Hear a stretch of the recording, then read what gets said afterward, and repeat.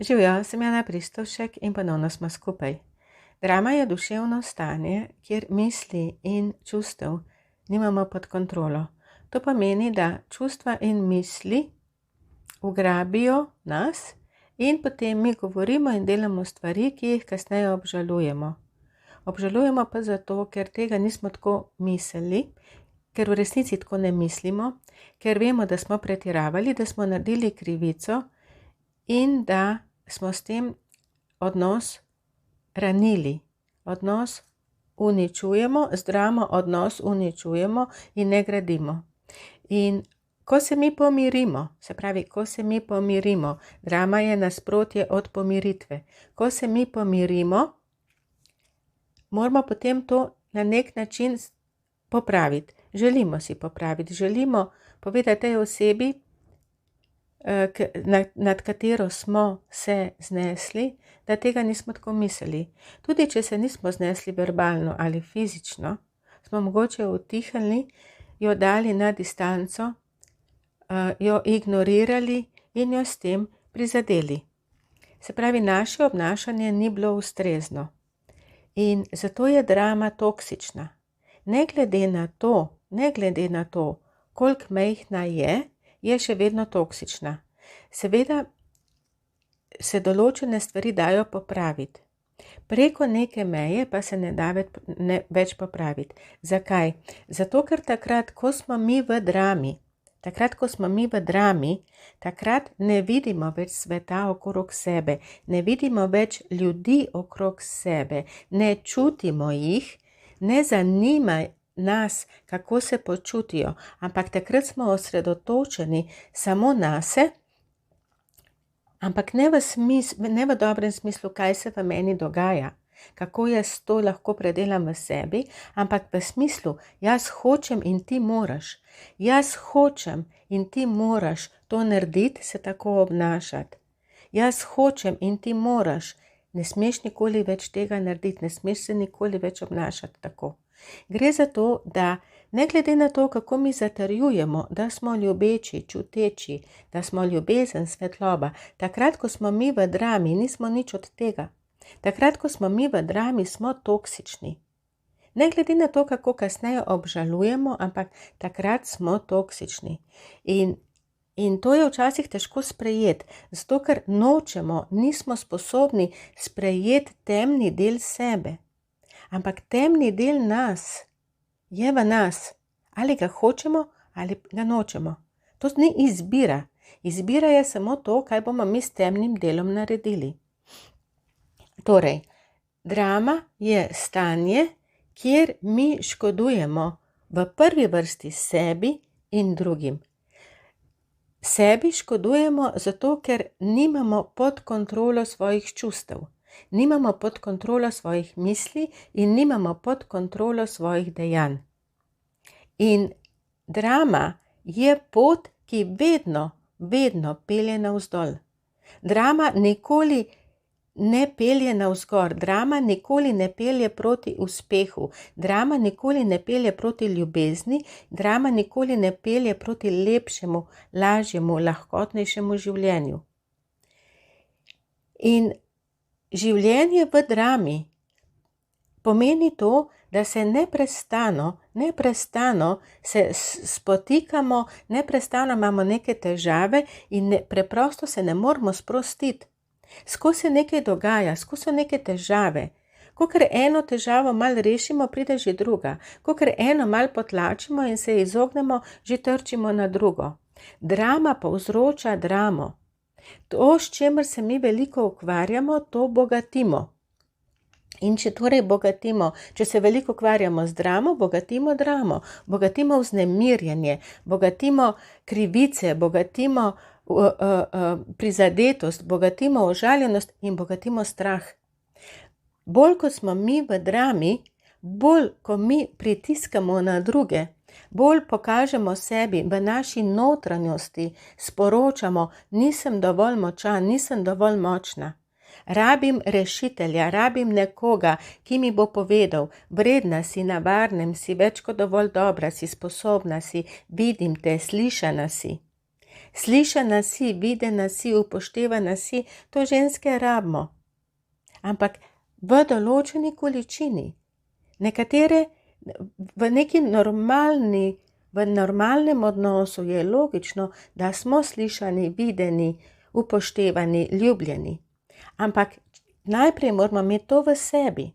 In če tega nimamo v sebi, začnemo hlastati navzven. Oziroma so naše tipalke, radarji tako močno naštelani na to, da zaznajo vsako malenkost iz okolja, da takoj se pojavi rdeči alarm, pojavijo se misli, spregledana si, nisi dovolj dobra, ne upoštevajo te, ne cenijo te. In temu rečemo, da so ljudje čustveno občutljivi. Joj, koliko si ti občutljiva. In joj, koliko si ti občutljiva, pomeni samo to, koliko ti nisi ustrezna in točno tisto, kar smo mi hoteli spremeniti, čemur smo se mi hoteli izogniti, točno tisto dobimo. Čist noben noče slišati, joj, koliko si ti občutljiv, joj, koliko si ti občutljiva. Ampak če se mi neprestano zaganjamo v ljudi, nisi naredil tega, zakaj si tak, nisi me povabila, boš videla, boš tudi ti na mojem mestu. Če smo užaljeni, zakaj ne govoriš z mano, ni važno, a si jezna, ne, nisem. Ja, dobro, potem se ne bom več pogovarjala, a se želiš s tabo pogovarjati, z mano pogovarjati, se pogovarjam. Ampak glas, mimika, ton, energija, ki jo mi dajemo, ki jo izžarevamo, govori točno nasprotno od tega. Povej mi, zakaj si užaljena, ne bom. Ne moramo se pogovarjati, to je drama. To je drama, kjer se druga oseba slejko prej naveliča. Ampak tudi, če se ne naveliča, tudi, če druga oseba ljubi dramo, tudi, če je druga oseba navajena na dramo, tudi, če je druga oseba navajena na tak odnos, najin odnos ne bo nikoli boljši. Nikoli ne bomo dobili tega, kar želimo. Ne bomo dobili tega, za kar hočemo, po čemer hrepenimo. Torej, če hočemo mi svoje življenje spraviti na nek višji nivo, malo umiriti, potem moramo mi umiriti najprej sebe. Najprej moramo umiriti sebe in najprej moramo prepoznati, kaj je to drama. Mi govorimo o toksičnih osebah in se pritožujemo, da mislijo samo nase, da narcisi so grozni, da mom osebe so grozne. Res je. Ampak najprej po noči smo mi sami. Zjutraj, ko se zbudimo, se mi zbudimo v sebi. Ni nobene osebe, tudi če leži zraven nas, ampak smo mi. Kako se jaz obnašam do sebe? Koliko sem jaz v sebi mirna? Koliko imam jaz kontrolo nad svojimi mislimi? Koliko imam jaz čustvene kondicije?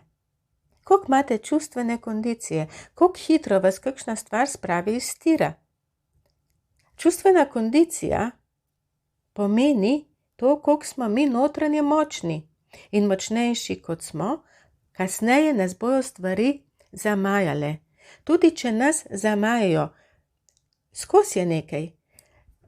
Ena gospa, ki jo zelo cenim, je rekla, po ovinkih teče vse po maslu. Ja, skozi je kakšen ovink. Čist vsi, vsak dan naletimo na določene ovinke. Kako te ovinke speljemo, pa je odvisno od naše čustvene kondicije. Popolnoma enak ovink lahko neka oseba spelje relativno mirno in brez tega, da bi naredila škodo sebi in okolici, druga oseba bo pa naredila dramo neskončnih razsežnosti. In to zaradi res neke malenkosti, ker če pogledamo, koliko bo to čez 100 let važno, ne bo. Sploh noben ne bo vedel za to. Ampak gre za to, kaj se dogaja v naši notranjosti. Se pravi, drama se ne dogaja zunaj. Drama se mora najprej dogajati znotraj nas. In ko govorimo o toksičnih osebah, kako so toksične osebe grozne in škodljive, se moramo mi najprej vprašati, zakaj jaz to prenašam? Zakaj mene vleče k toksični osebi? In koliko sem pravzaprav jaz sama občasno toksična? Do same sebe, do svojih otrok, do svojega partnerja. Tukaj ne gre za ponovno nalaganje krivde. Absolutno ne, ker krivda tukaj nima kaj delati. Tukaj gre samo za ozaveščanje, za to, da mi sami sebe slišimo, da sami sebe vidimo, da prepoznamo dramo. A sploh prepoznamo mi dramo? Ne moramo prepoznati drame, če smo ves čas v drami. Ljudje, lejte, okrog 100,000 alkoholikov je registriranih v Sloveniji. Ne vem, mogoče jih je še več. Ampak tukaj zraven, okrog teh, to je recimo 100,000 družin. In to je 100,000 otrok, ki zrastejo v drami.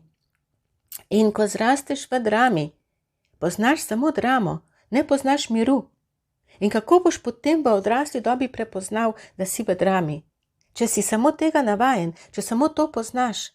In zato rabimo nekoga od odzunaj, da nam pove, kako je drugače, ko nismo v drami. In ko jaz delam z ljudmi individualno, ko pridemo do notranjega miru, mi ljudje rečejo, jaz tega stanja ne poznam, jaz se še nikoli nisem tako počutil. In takrat jaz rečem, zdaj to stanje, ta občutje, to frekvenco vnesemo v vsako celico telesa. Zakaj? Zato, da ustvarimo spomin, da ustvarimo izkušnjo. Ker takrat šele ima oseba možnost, da se odloči, ali se bom počutil tako, ali se bom počutil vznemirjeno, ker vem, kako je, ko sem miren. In zaradi tega so odlični individualni tretmaji, individualna svetovanja. Zaradi tega, da oseba dobi izkušnjo. Ne glede na to, kaj se vi odločite, kako se boste vi odločili, je drama nekaj, na kar bodite pozorni, česar se poskušajte izogniti v največji možni meri. Dramo poganja strah. In ko berete, ko poslušate stvari, ko govorite z ljudmi, poslušajte, koliko so v drami, začutite njihovo dramo. In ko vi začutite njihovo dramo, ne dovolite, da se vas dotakne. To so meje jaza. In to sem jaz govorila v videu o postavljanju meja in kako reči ne. Mi ljubimo druge ljudi, imamo jih radi in se hočemo z njimi povezati. Vendar se ne smemo povezati na način, da se spojimo, da izgubimo sebe. Ljudje rečejo, ženske mi rečejo, jaz brez njega ne morem živeti. Seveda lahko živiš, zato ker če zdajle živiš z njim in misliš, da brez njega ne boš živela, živiš z njim v drami, ne živiš v ljubezni, živiš v odvisnosti. In oseba na drugi strani ne more vam dati prave ljubezni, ne more vam dati ljubezni, ki jo vi pravzaprav rabite, zaradi tega, ker je strahu, ker je odvisnosti, ker je preokupirane navezanosti preveč. In tiste lahkotne, varne, prijetne ljubezni ne morete čutiti. In še en kup takih malenkosti je, še en kup življenjskih področij je, kjer postanejo popolnoma drugačna, če ni drame. Torej, naj bo vaše vprašanje, vsaj za danes, vsaj za naslednjo minuto, zdajle, ko poslušate ta video, koliko sem v drami in samo uštevilčite jo, koliko se vam zdi, da ste v drami od 1 do 10, če je 10 največ. Koliko ste povprečno v dnevu v drami in ali sploh veste, kako izgleda notranji mir, kako je, ko je vse tako, kot mora biti, brez skrbi. Ker skrbi ne rešijo ničesar. Skrbi so samo opozorilo, da moramo biti na nekaj pozorni. In ko to naredimo, ko to ozavestimo, najdemo v sebi rešitev,